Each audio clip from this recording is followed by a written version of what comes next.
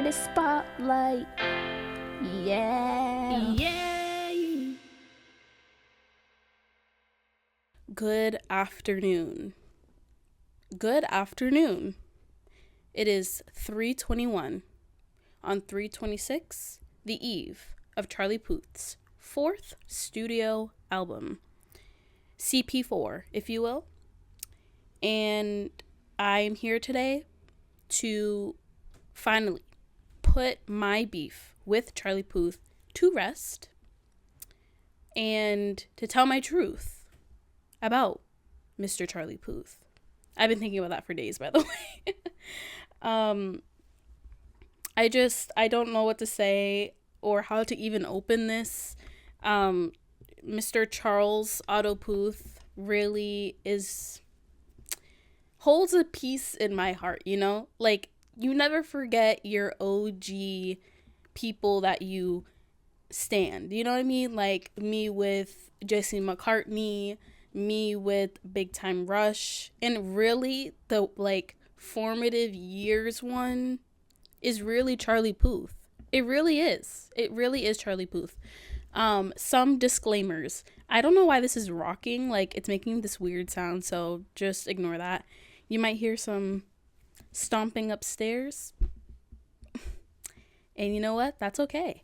And some noises outside. But yeah, do we like this setup? I thought this would be a cute little setup. There's me, my friend drew me. That's me up there. In my fit today, it is opening day for the Red Sox, so gotta rep my boys. Love my Jaren Duran and my polka dot headband. You know, we're just polka dotted up this spring and summer.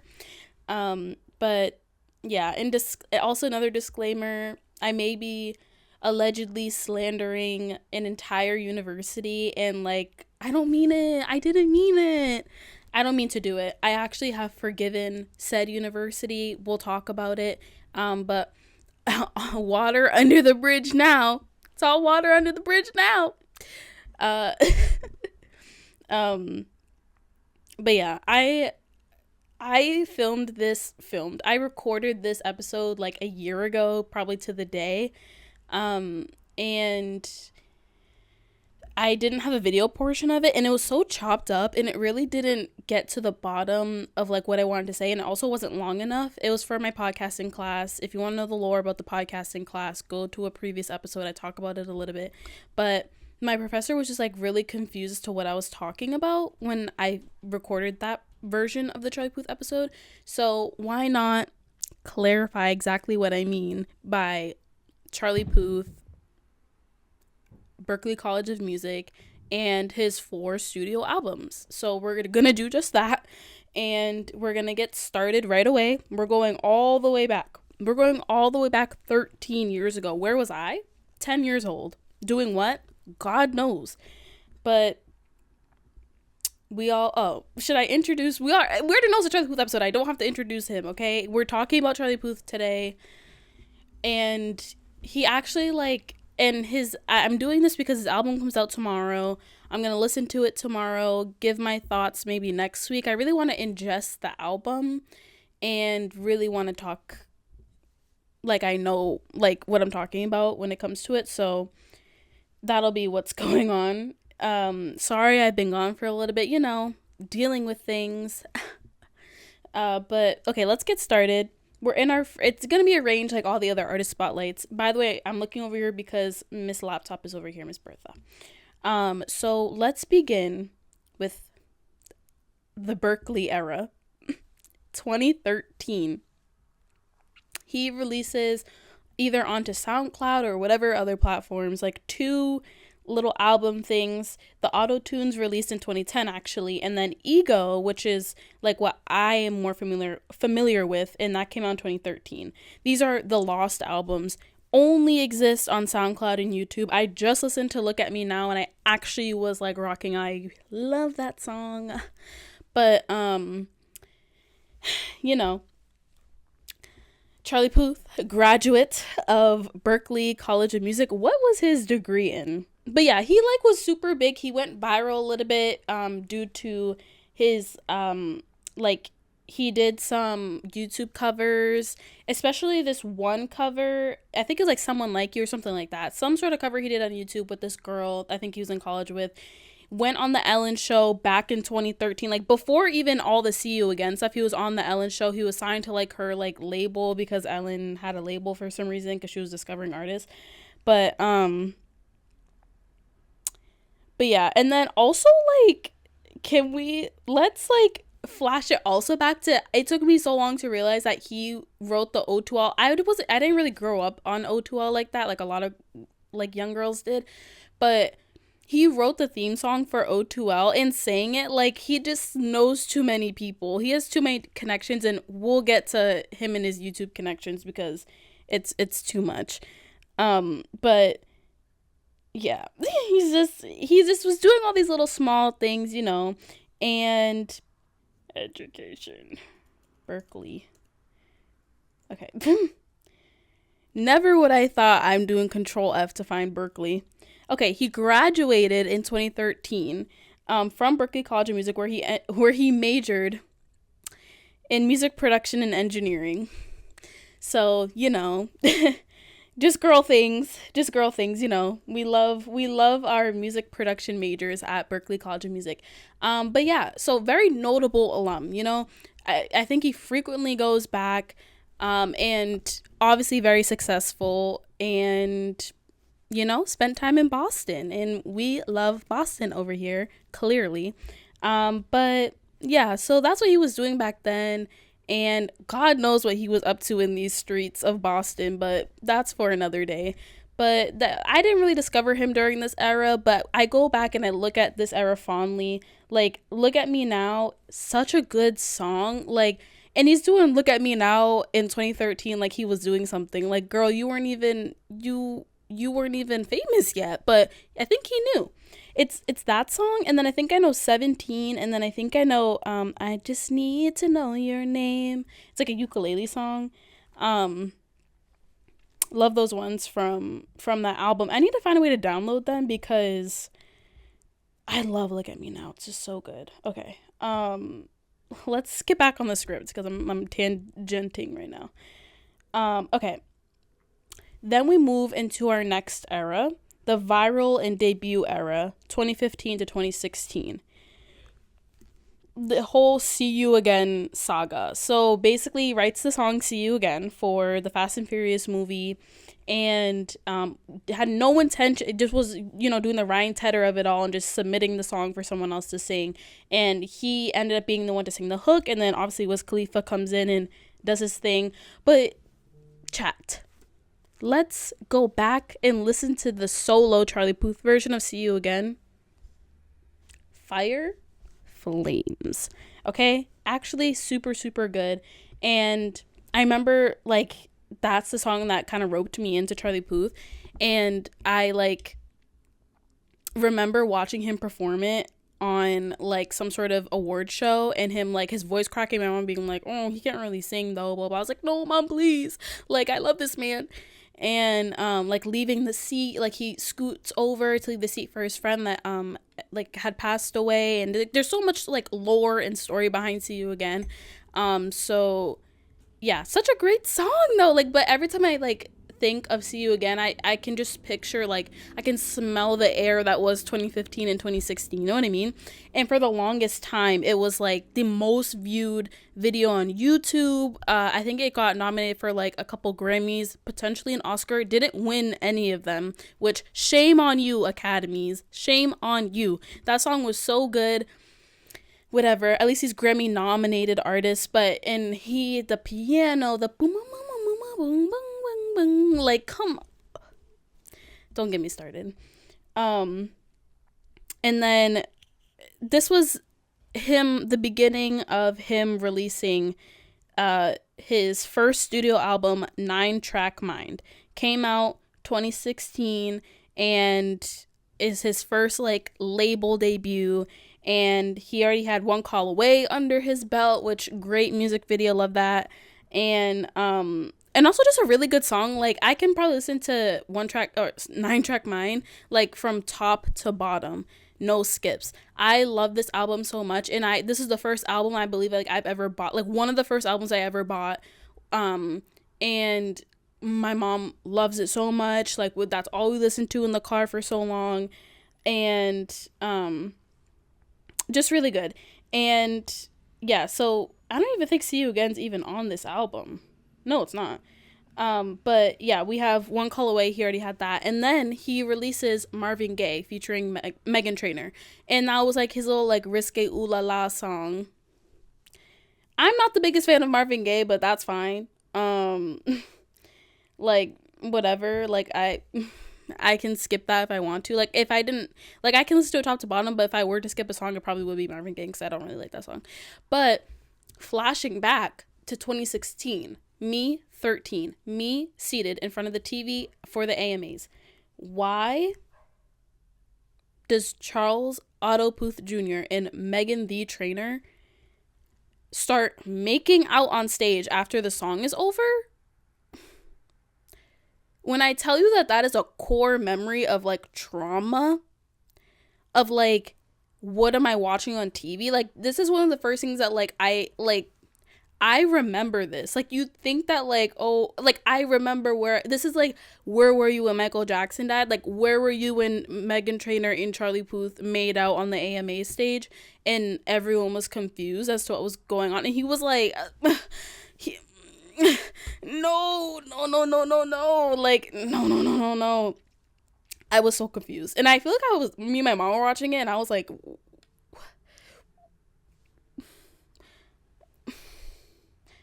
huh? I was just so confused.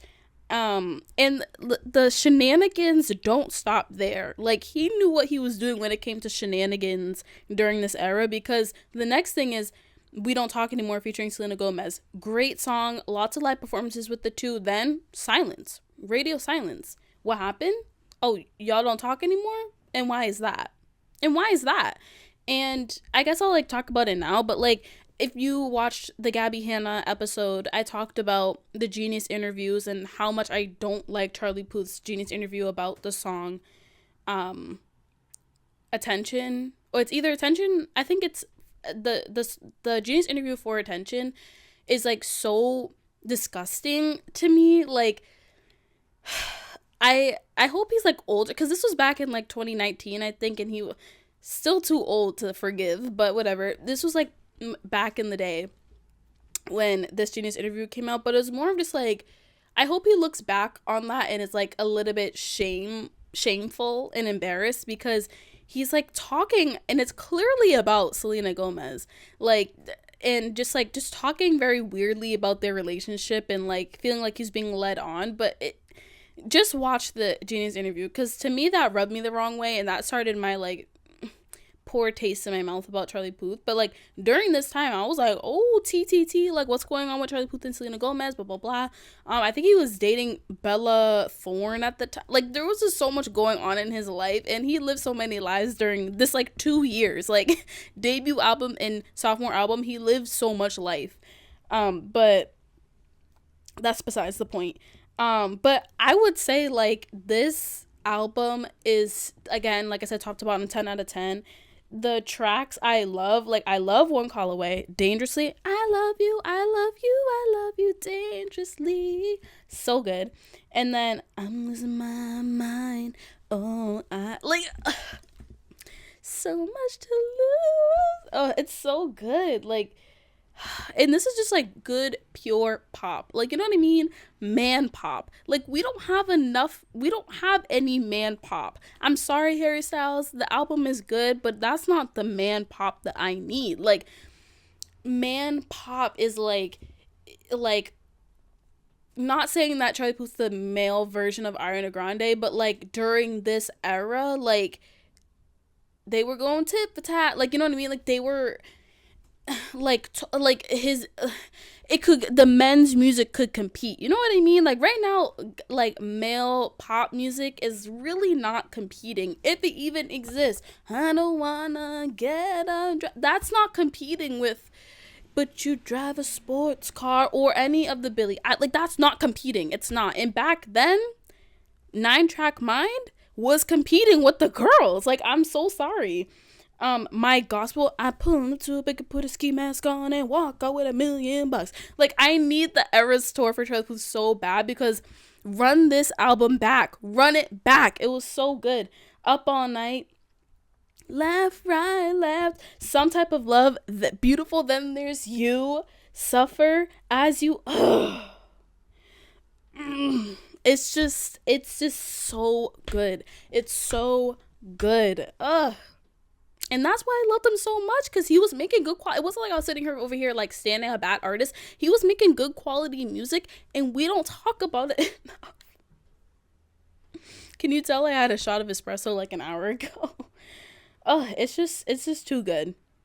Anyways, okay. Let's move on to the next era. And I was still here. I was still rocking with it. I was still rocking with it in the next era. The voice notes era, 2017 to 2018. We have How Long, Attention, Done For Me featuring Kehlani. Those were hits. Those were bangers. Those were on the radio. Like, he ate.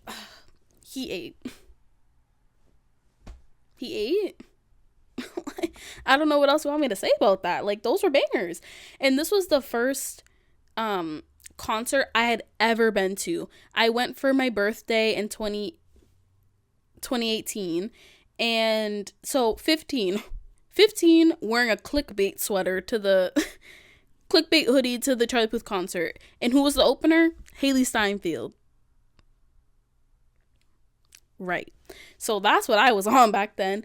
And I have a vlog. Watch the vlog in one of these corners over here. It's not even a good vlog either, but whatever. You know, it was great. It was such a great concert, because me and my mom obviously loved 9-Track Mind, and he did so many songs from 9-Track Mind, and no one else was singing. Everyone only knew voice notes. So I was singing here, like, rocking along to Suffer, and me and my mom were like the only people in the audience singing Suffer, because everyone else was like, ooh, what's this song? And I was like, y'all weren't listening. Y'all weren't here for the Yellow album. Y'all weren't here. But and I said this in an unreleased video that probably will never see the light of day, but like, people always talk about sophomore album flop all the time, but it's only about women. Oh, like, I just found this out. But, like, it's only about women, ? Like, we only talk about things flopping when it comes to women. It's so annoying. Like, no one was out here being like, oh, Shawn Mendes' second album is gonna flop. Oh, Harry Styles' second album is gonna flop. Fine Line was out here breaking records or whatever. Like, has lists and lists of singles from it. That every single song off Fine Line from Harry Styles was playing on the radio at some point, or was on a chart. Like, you know what I mean? And just women don't get treated the same. So annoying, but whatever. Like, women have to change so much about the, like, aesthetic about something, but Charlie Puth's out here just looks exactly the same, hit after hit on that sophomore album. But let's pull up that sophomore album, because I was rocking with it. I'm not mad at it. We're still robbed of the deluxe version of voice notes, but whatever.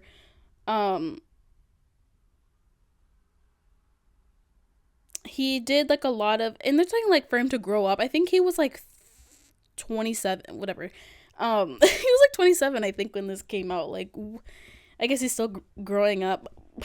But album opened so strongly, and, like, every time I hear The Way I Am from voice notes, I think about when I saw it live, and just the drums, boom, boom, boom, boom, boom. So good. The riff, like, the guitar riff on that is so good. That's just the way I am. Like, all, like, the and to think, and what I love so much about Charlie Puth, haven't said that in a while, what I love about Charlie Puth is that he's producing everything, you know, so, like, to think that, like, the singer in your brain is intentionally doing something, like, feels a lot different than, like, oh, I had this song and, like, I sent it off to the, like, I don't know, like, and sent off to producer, and, like, I don't know, it feels a lot more, like, love into it when, like, you're so involved with the production process. as like Charlie Puth is, as he's the producer. So it just, I don't know, it just feels so good, like knowing that. And that's what makes that first song, especially The Way I Am, so good. Attention is not bad either. We have LA Girls, boom, boom, boom, boom, boom. Like he really dove into like the 80s like sound for the album. Obviously How Long, Done For Me, Patient. I know I'm not what you need, but baby, I'm gonna be, so please be patient with me. The Lost music video for Patient. Who else remembers the Lost music video for Patient? Charlie Puth, release it right now. Because I remember watching that via like someone else's Instagram. Like someone took a video of it and posted on Instagram, something like that. Or it was like TikTok. I don't know where I saw the Lost video, music video for Patient, but like someone find it. Yep. Someone find it. Some of the collabs on this album really didn't do it for me. Like, if you leave me now, with Boyz II Men, I'm good. But baby, why'd you treat me like a boy? Like all the back then, I was the Charlie Puth defender, okay? All the Charlie Puth haters are like, oh, all his songs sound the same, like he's not even trying. I'm like, y'all weren't here for voice notes when he was switching it up. Like, it was such good quality music. Somebody told me that you got another lover you be giving it to. Like, and I still I remember every single bar. I remember every single bar because I love this album so much. But yeah, and another skip is like Change with James. Like I'm good with most of the collabs on this. The only collab I really liked was the Kehlani one. But yeah, May 11th, 2018, me 14 going on 15, and I was living my life. I was living my life with those 13 songs. And I remember listening to it in the morning, getting ready for school, like sophomore year of high school, like where were y'all? Like, I can't. So yeah. Okay, we're getting to the next era. The glasses are coming off for this one. I actually like literally can't even see. How do I look? Chatana. I'm looking at the camera, aka my phone screen, and like it's just blurry. Like I don't even know what I'm looking at. Okay. Oh, I can't even see the computer screen. Okay. Am I okay? What's going on? Hold on. Now I have to make it bigger because I can't see. Okay, here we go. The next era, the singles and Vlog Squad era, 2019 to 2020. Charlie Puth released 3 singles: Mother, I Warned Myself, and Cheating on You. And he turned it into a competition. So he released like one like every other week or something like that. If your mother knew all of the things that you do, was like a little like shuffle type beat kind of thing. I Warned Myself. I warned myself that I wouldn't play with fire. I don't know lyrics, but it was just a short, sweet, like just ended so. That one was my favorite, clearly, out of the 3. The music video, go watch the I Warned Myself music video, altered my brain chemistry. I remember when I Warned Myself came out,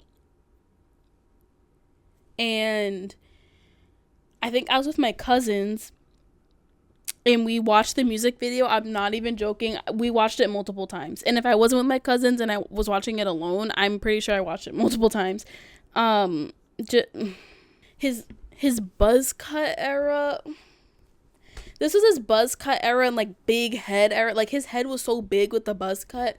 And that's just like a really personal opinion. I'm so sorry. Anywho, but yeah, this was the buzz cut era. Like he was finding his groove, approaching his 30s. But yeah, 2019. This came out August 2019. I was sad. I was entering junior year. Like I was sad for the song, my dear. But he was like trying to figure out what sound he wanted to do. Like, I think he was like having a fight with his label at the time. There was a lot of like, what are we doing here? Also in 2019 came the 5 Seconds of Summer Easier remix with Charlie Puth, because he wrote the song. And I love Easier is one of my favorite songs from that album, Calm. But the Charlie Puth version bothers me a little bit because it's very auto-tuned, and I don't really like that. But you can hear the Charlie Puth influence when it comes to that song. I'm getting sidetracked. Then he released Mother like 2 weeks later, September 12th, 2019. And I was like, okay, Mother, I guess I like it. And then he released Cheating on You. I definitely like did this backwards, but whatever. Cheating on You came out in October. So he was doing like 1 month with all the songs or whatever. And Cheating on You, like, weird song. I thought that I'd be better when I found someone new, but when I touch her I feel like I'm cheating on you. Okay, like, and the cover of the song is, this song is not about a person, it's about a feeling I've never had. Like, he's approaching the cringe era, and Charlie Puth, this might have turned me off from you, because what are we doing? You're 30, my guy. Like, what are we doing? At this point, I was like, okay, he's clearly having some sort of identity crisis. But in the end of the competition, unfortunately, Mother won, and I was so angry because I wanted to. It was like, oh, vote for your favorite one, and your favorite one I'll release as like the official single, and I'll put it on the radio, or like that will be the one that gets radio time.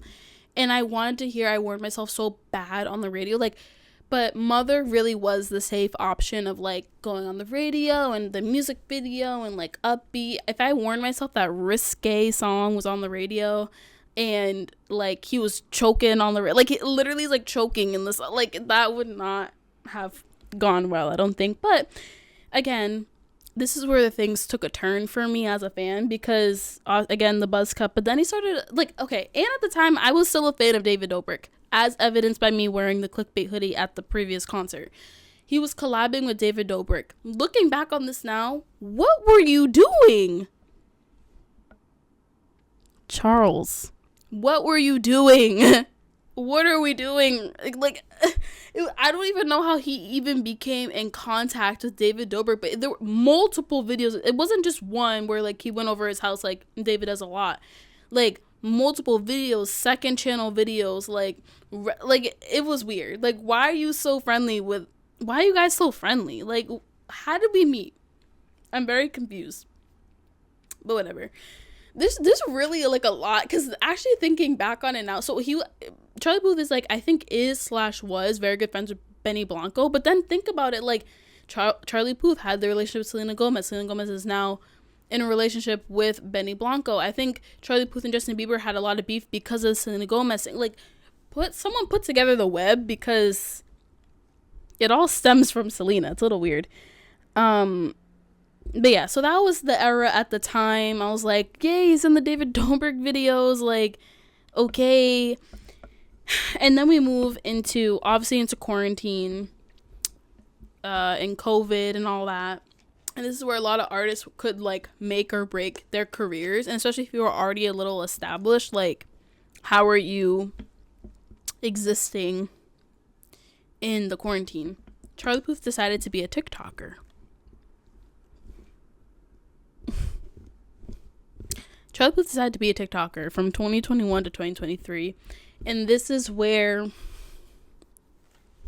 I started to check out a little bit, because I am a huge fan of artists and artistry and evolving and growing up, as they say. And to me, Charlie Puth was always talking about a girlfriend and like being in these situations, and ooh, I feel so good around my girl, and blah blah blah, like just a lot of like early 20s, mid 20 things. And even if me acting like I know, but like, even if those were the things happening in his life, there definitely was a more mature sounding way to talk about it, and he wasn't doing that.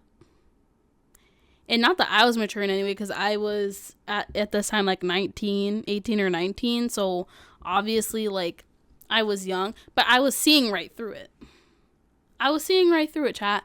And as like a day one fan, that is not what the people want to see. Like, I wanted to see growth. I wanted to evolve, like, mix together the sounds of the first 2 albums. And this 3rd album was taking 4 freaking ever to come out. Because that sophomore album came out in 2018. And it took him until 2022 to put something together for the 3rd album.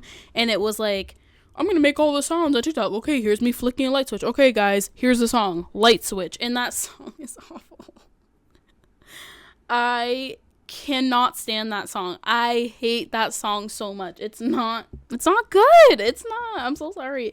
I'm so sorry, Charlie Puth. I think I will always love you. I really will. But Light Switch was an god-awful song. And I hope you look back at that 3rd studio album and have a little bit of shame, because some of the songs are good, but have some shame. Have you no respect? But we're gonna talk about Charlie. Charlie the album. And I remember me and Dio, and I don't know if this is a video on my channel or not. Go find it, maybe. But I remember us reacting to the Left Right music video, and we were like, ooh. Because apparently Charlie Puth in the K-pop community are like this, because he wrote a lot of songs, I think, for like a bunch of K-pop artists. So I think, so he had like the feature on there, which that's fine for the feature, but like the song itself wasn't good, and he was being carried, I fear. My only good song, the only good song from Charlie the album, is the opener. And one thing Charlie Puth knows how to do is have a good opening song for an album. One Call Away, The Way I Am, that's hilarious. It took me so long to realize that that's him laughing, because that's hilarious. You didn't love and you tell me, but now you need me so badly. You can't be serious. That's hilarious. So good. Okay, that's the kind of production and like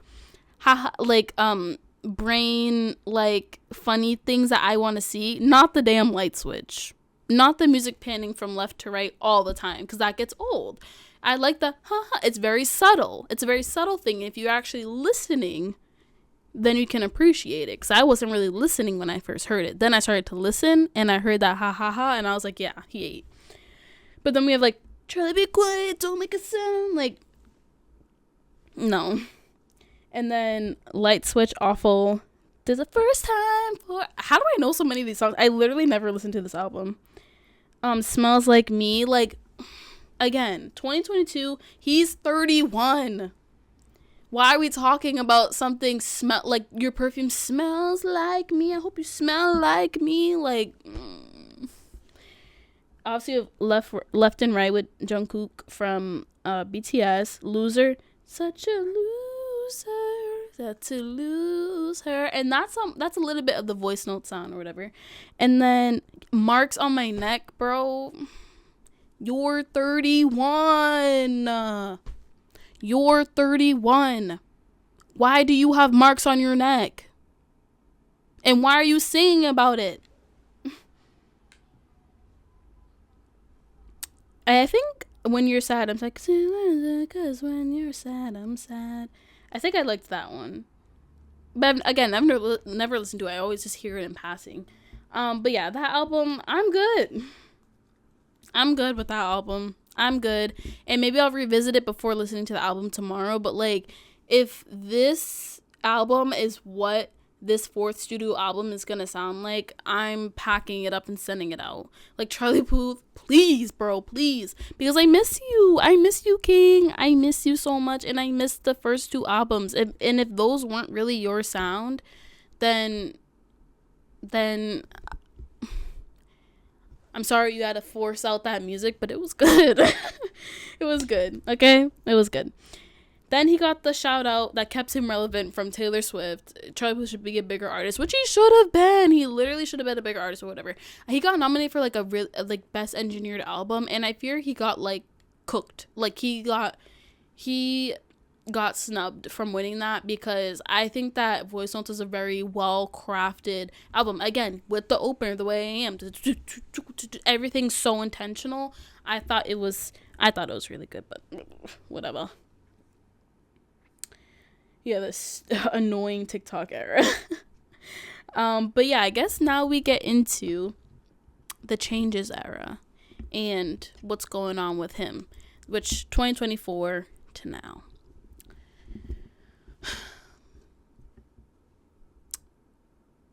The day that I found out that Charlie Puth got engaged,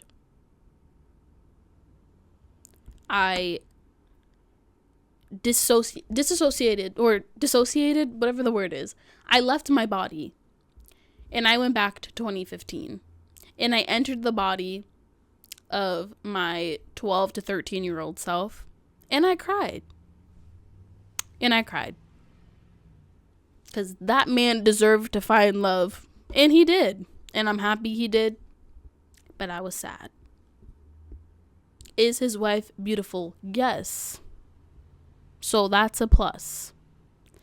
Obviously, she was going to be beautiful. But, like, they fit so well together. To have the handle of Brooke, like,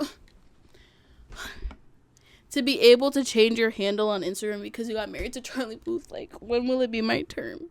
That could have been me. It could not have been me, but it could have been. I did cry, but I cried a little bit when they got married because I was happy for him. And it really, when he got engaged and when he got married, that's when something clicked in my brain where I was like, okay, maybe I've been a little bit too harsh on Charlie Puth. Potentially, I've been a little tough on him, and maybe I should relax. Because maybe him getting married, or maybe him getting engaged, maybe him getting married, maybe him now having a child will finally mean that I can listen to his music and not get angry. Potentially. We'll find out tomorrow.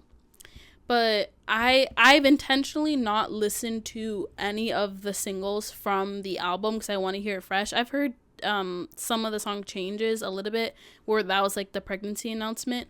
But he did just have his child 2 weeks ago. So congratulations to you, Charlie Puth, and your little baby. Love a good baby. I love a good baby.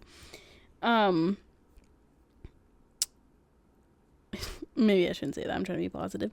But yeah, he's a father now. Album out tomorrow. And we can just preview the album, like, songs-wise. He's released a lot of singles. It's a 12-track album. He's already released 1, 2, 3, 4 songs from it. Opens with Changes. And he knows how to make a good opener, so I see myself liking Changes. But there's a lot of features on here. Kenny G. Me only knowing Kenny G from SpongeBob. Anyone else? Raven Lene, which I'm excited to hear that one. And then Hikaru Utada. Sorry for my pronunciation. I'm not sure who that is. Coco Jones. Kenny Loggins and Michael McDonald. And then Jeff Goldblum in the Mildred Snitzer Orchestra. I'm not really sure what that means. The last song is called I Used to Be Cringe. Literally, did I just say that earlier? But yeah, he's coming to Boston on May 22nd in Can we just stop for a second? Would it be crazy if I went to that concert? Would it be crazy if I went to the Charlie Puth concert on May 22nd? And could I do some journalism? Can someone send me to the Charlie Puth concert on the May 22nd so I can do some journalism and some investigative reporting about Charlie Puth and his evolution? Please, bleak. I was an OG fan. I'm an OG fan. I literally am an OG fan though. Let's talk about that because I literally am. My like first likes on Instagram are Charlie Puth. Some of my first posts on Instagram are about Charlie Puth. Like, let's be real. I am an OG fan, but I'm excited for the album. I'm just a little scared because I'm trying to turn myself around about him, and I'm scared it could go south. But I am super, super proud of him for performing at the Super Bowl. Like, who... if you told me this like 10, 12 years ago that Charlie Puth... Okay, 12 years ago is pushing it a little bit. How old am I? If you told me this like 10 years ago that Charlie Puth would be singing the national anthem at the Super Bowl, I would not have believed you. But he did it and sounded great. The choir in the back, like... He did great. And, you know, he's always... One thing I'll give Charlie Puth is that he's always been a very consistent singer. And obviously that's because he has perfect pitch and obviously has decades of practice. But he will, like, never miss a note. He just never will. He can't. And he will sound perfect, like he's just playing the piano with his voice. Like, he just has an insane voice and can sound exactly like the record. Like, when I went to the concert, sounded exactly like the record. Every single live performance, he sounds exactly like the record. He just can do that because he's an artist, like, you know what I mean? So love that for him.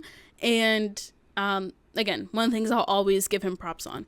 But yeah, that's it. That's all I got in my notes about Charlie Puth. And, you know, we done been here. And we talked about Charlie Puth, and I finally got it off my chest. I can finally put the hatred to rest. I no longer have hate in my heart towards Charlie Puth. I never really had hate in my heart. It was always love at the end of the day. It was always love for him. It always was. And I think that I just have always wanted what's best for him. I've always wanted to see him grow and be a better artist. Not better artist, but be a good, consistent, growing artist and to grow into his sound. And I think that he, like, fell out of that during, like, that weird Vlog Squad David Dobrik TikTok time. But I feel like he's on his way back up. And I think that is being married and fatherhood and, you know, the country at the moment. Like, there's just so much going on where I think that, you know, it is time to reevaluate what are we doing and grow it up a little bit. But yeah, that's all I have. Again, apologies to Berklee College of Music. I have said a lot of things that I really didn't mean. I've said those things in the past, and now we are on good terms. Berklee College of Music, we love you. Hearts go out to you for producing Charlie Puth as an alum. And yeah, that's all I got for Charlie Puth for today. But for today, there could be more. But I did want to do a quick, like, what am I listening to New Music Friday, because I have been finding a lot of new music lately, and it's been tough out here trying to find new music. But we'll go to my New Music Friday playlist cover is this banana, and it says Chaotic Evil. Go follow me on Apple Music at Nina King. I don't know, I think that's my username, at Nina K 456. That's my account. Go follow me. But my last 3 songs that I've added are To All of You. I heard by Sid Matters. I heard it on TikTok, obviously, and I was like, wow, the song's actually really good. And there's a remastered version. The remastered version is so good. To all of you American girls in the movies. Oh, it's so good. And then I Love It by Bella K. That's also a TikTok one. And then Chateau Lobby No. 4 by Father John Misty, which I don't know who that is. His name came up in passing one time when I was, like, talking to someone about this other song. And it's just, I need to read these lyrics, because, like, when is someone going to write a song about me and for me? You know what I mean? And not a negative song, a good song. Like, when will I get that? Because the song actually, like, I was almost crying. The bridge, it's the bridge for me. First time you let me stay the night despite your own rules. You took off early to go cheat your way through film school. You left a note in your perfect script. Stay as long as you want, and I haven't left your bed since. Right. Yeah. When is it my turn for that? Who is writing me that song? Leave in the comments below if you're gonna write me that song, because need that. Hashtag need that. But yeah, those are some songs I found, and I just wept. I wept when I heard it. But yeah, okay, that's officially all for this episode of Artist Spotlight from King Not Queen podcast. Again, I know I haven't been here. We already know I have issues with commitment with this podcast and this channel. We already know that. But if you enjoyed the podcast and you just want to see more podcast content from me and not all the other stuff that I was doing, I don't know, my voice just got high there, but LMK, if you like that, if you like those old things, or if you want me to do the podcast more consistently, I don't even know why I'm asking. No one's gonna comment. Anyways, okay, thank you so much for watching. I'll see you guys in the next one. Peace and love, and happy album release day, Charlie Puth. We love you. Bye, bye, bye.